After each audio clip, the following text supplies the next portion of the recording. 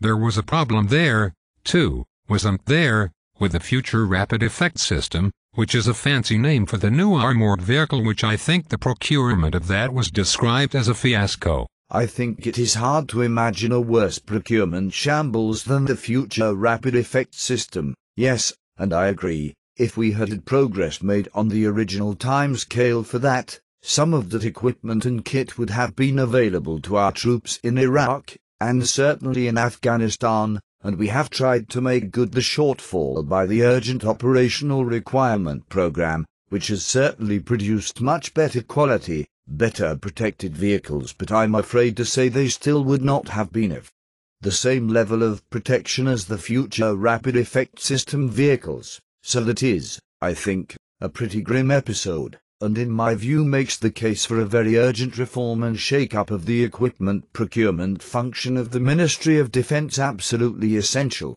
We can't wind back time, we can't solve this problem, but if you are asking me about equipment and how governments prepare, we must learn the lesson of that. What do you say is the major lesson of the FRES program? How long have we got? Not a lot, but give us 2 or 3 highlights. We couldn't settle on the specification. We changed our mind about certain aspects of how we wanted to go ahead with the procurement.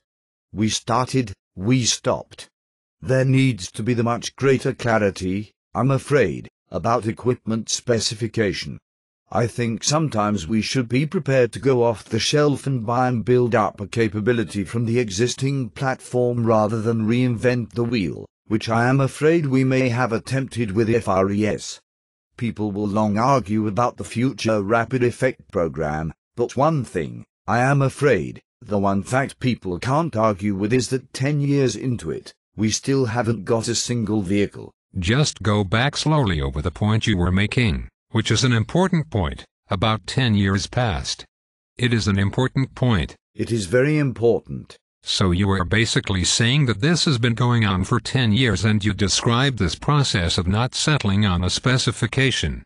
Is part of the problem that too many people have a chance during the course of a procurement program to interfere with the specifications and challenge them in some particular way? Yes. So we need something more streamlined. Certainly. Right. I had better stop with that.